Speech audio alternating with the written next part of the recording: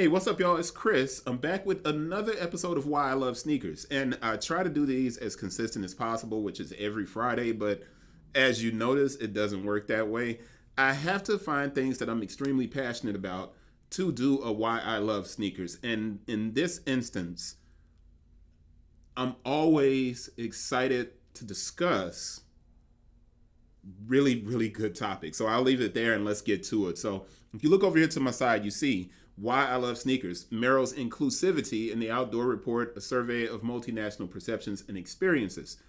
Merrell is taking on the difficult task of discussing diversity in outdoor activities. All right. So if you take the time and you come to this website and you do a search for Merrell, it's going to deliver an array of topics and discussions.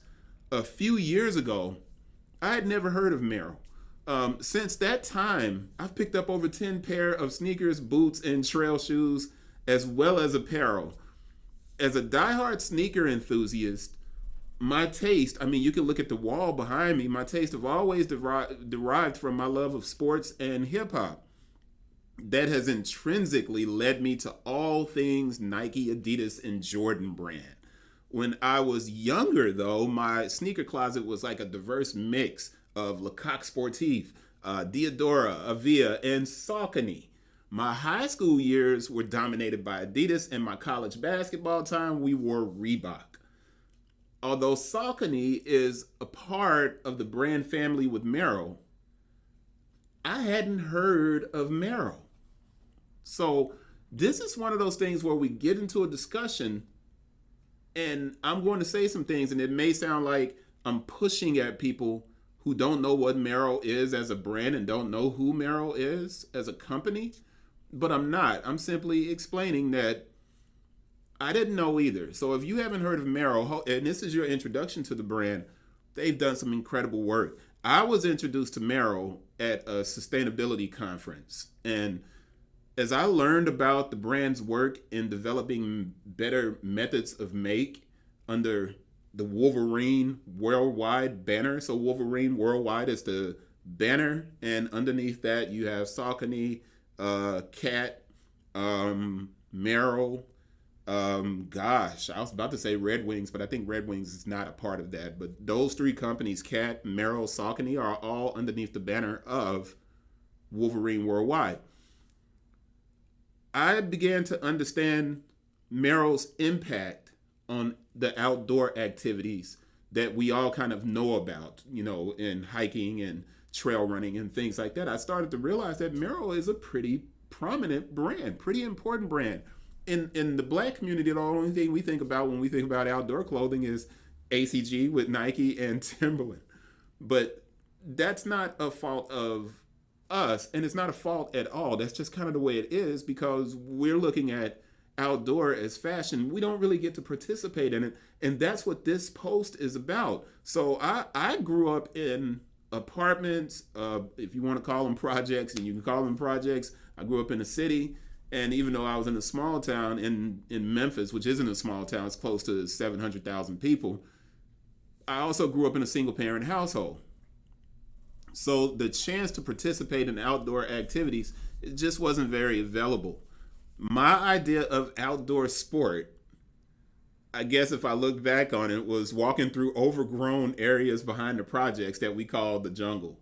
And as a kid, we would traverse these paths and shortcuts to get to stores, or we use these worn walking paths to head to the community center to go hoop and take part in various activities. But at no point in my childhood or in my adolescence as I grew up did I spend a night under the stars camping. I went to camp once, but I think that was something, it was weird. I don't know what was going on that summer, but I think I went camping, and it wasn't camping. We went to a summer camp, so it was not the same thing, but I never spent a night under the stars camping. As a matter of fact, my first time sleeping outside at night happened in one of the most dangerous situations in the world. The first time I slept outside under the stars, I fell asleep on top of a jet that I was supposed to be working on. I was on the turtle deck, which is the top of the airplane, and I was checking the voltage on this cannon plug, trying to find out where the short was for the wing sweep actuator. And this is on an F-14 Tomcat, so I was in the Navy. And I fell asleep between the tail fins of the jet, which was hanging over the side of the ship, and it was on the flight deck. And I don't know if you have that mental image in your mind. Maybe I'll find a picture and drop it in here, but that was not smart. But I can tell you this, sleeping under the stars, when there's no light pollution, the stars in the middle of the Pacific Ocean were amazing. But falling asleep on the top of a jet was insane. So we'll move on from that and we'll keep going. Now, it wasn't until I lived in San Diego, and I know you guys are like, well, what's this thing about Merrell? Why are you not? I'm bringing it up. It wasn't until I lived in San Diego after I got out of the military that I experienced the outdoors. So I was an adult now. I was in my 20s. And I had boogie boarded. I attempted to surf. But the problem with surfing was I couldn't get beyond the fact that only the horizon was in front of me out there in the ocean, even though the beach was behind me. But when I went out on the board, I was like, nah, I ain't doing this. So surfing was not for me. The boogie board was okay because it was really close to the beach. So, that's different. It was an interesting thing in San Diego because if you went to the west, you were at the beach. If you went inland, you were in the desert. If you went north, you were in the mountains. If you went south, you were in Tijuana. That's a completely different discussion. I enjoyed Tijuana. Let's move on. San Diego was this outdoor paradise. I started running the mountain over at Cowles Mountain. I started running that mountain, which had beware of rattlesnake signs all the way to the top. Kind of scary, but it was good exercise, and I was training, trying to stay in shape. And sometimes you just walked up, you were like on a date or something, you would walk up Cowles Mountain, and it was very cool. I hiked the trails out in Julian, which is outside of San Diego, but I did that just because they had these amazing apple pies. I didn't do as much as I should have when I lived in San Diego. I never went skiing at Big Bear, and my only big trips to the desert were for recruiting trips for basketball, taking players out to Imperial Valley College. By the time I left San Diego, I had used my Timberlands for more than just urban city hiking and fashion. When we moved back to Memphis and returned here, I was a family man, had a little boy, and my appreciation for the outdoors I brought from San Diego. So my family, I bought bikes for the whole family. We would walk or run the trails on what's called the Green Line here in Memphis. We've walked like a fair amount of the trails in the city's most popular outdoor destination, Shelby Farms. Now, you can see these charts that are in the middle of me talking. If you're looking over here, you see nearly 1 in 5 respondents in this research that Merrell did faced discrimination when outside. 16% of women are more afraid of men in 2022 versus 2020. And this is a discussion on discrimination and racism and sexism in the outdoor arena. Merrell took on this huge task. And it shows right here. You look, it says 8 to 13% of people of color are more likely to experience discrimination when outside than white people. Now, if they really broadened it and said just outside, man, it would probably be a much bigger number. The LGBTQ plus community is 8% more likely to feel unwelcome in the outdoors than the global total. These are tough numbers to look at, but it's important work for Merrell to put it out there. At no point have I ever felt isolated or afraid in the outdoors. I've never felt isolated or afraid, except for when I was trying to surf. I was terrified of the water. I was in the Navy. Don't ask me why. Surfing is a different thing. But I'm 6'2", 230 pounds. I've never been profiled in these different, various environments. I've never been harassed. The outdoors, when I've done activities, have always been fun. Difficult, hot, sweaty. In San Diego, arid. In Memphis, humid. But fun experiences that I've always had outdoors. My experience, though, isn't my wife's experience when I'm not with her. There are a number of trails off the beaten path around Shelby Farms here in Memphis. My wife and my sister-in-law have both felt threatened when going deep into the woods where there aren't as many well-worn paths. They've talked about feeling like they were being stalked at one point. And there was no phone reception, and they were scared. This is why Merrell's decision to discuss inclusivity in the outdoors is important. Many folks that are experiencing these fears in the outdoors are often embarrassed or afraid to bring the topic up. When we do hear about the fears and issues, it's with these countless stories of mistreatment of Black folks abroad and in the international arena. Now, this research that Merrell did, it covers the globe pretty much, man, but it really nails down the U.S. But it does bring into, the research insight from abroad. And the fact that things are very difficult for Black folks and people of color abroad is why a group like Nomadness was formed. And I've talked about Nomadness here on this site. And this is the tough part.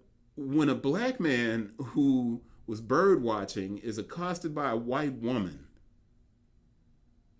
when that's the first thing that pops into my mind when I start talking about outdoors, there's obviously a problem.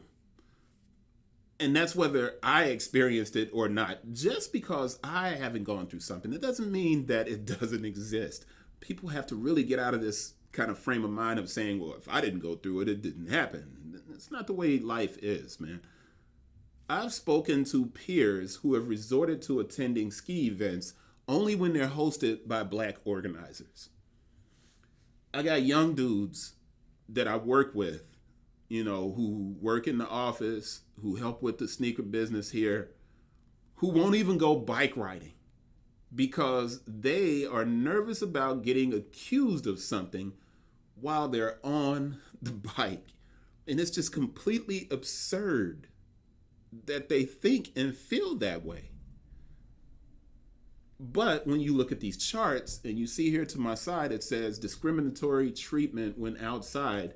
And it says that 15% of white people feel discrimination, 21% of Blacks, Asians, 23% of indigenous people, other non-white people, 23%, and Latinos, Hispanic Americans, 28%. Everybody's feeling some discrimination when they're in the outdoors. Everyone. And no one should have to feel nervous or afraid. It's very difficult to have these conversations. And I know, like, the Jordan Lawson founds come out tomorrow and everybody's talking about that. And here I am talking about discriminatory practices in outdoor activities. But I'm talking about it because I admire Merrell for doing the work. All right? And this is I'm going to click a couple of links here. And this is Faith Briggs, who's a documentarian, and Merrell worked with her back in 2020 to launch this series called This Land. And they supported her and they backed her. We go back over here with this sponsorship of Will Acuna Robinson, the first Black man, first African American, not even just Black man, to complete the Triple Crown of hiking. He's sponsored by Merrell. Here they are doing this report, and they're promoting diversity, when more than likely the communities they are attempting to highlight and bring attention to In many instances, those communities are completely unaware that the brand exists. The fact that they're doing this work is worth celebrating, even on a big release weekend for sneakers. The report that Merrell put together isn't something the company had to take on. Why should they spend time creating a discussion for people who have never heard of them, who have a blind loyalty to more popular sports brands?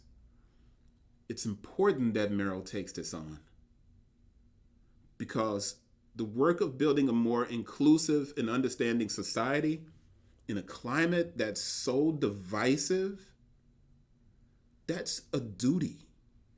And as much as we love these bigger brands, it's what a company does in the quietest moments that represents true allyship. Merrell does the work, and I appreciate it. And this report is available for you to download if you've been trying to figure out how people feel in regard to doing outdoor activities. Download this report. It has fantastic charts and information. The links are in the description. You can see them here on the website. I'll put all of this stuff so you can check it out. I think it's important work, and it's why I love sneakers, that you can find this type of discussion taking place around companies that are selling us the product that we use for different events. Will this endear people towards Merrell? I don't think that's the point. It could, and it possibly may help, but this is important work, and I just wanted to share it with you guys.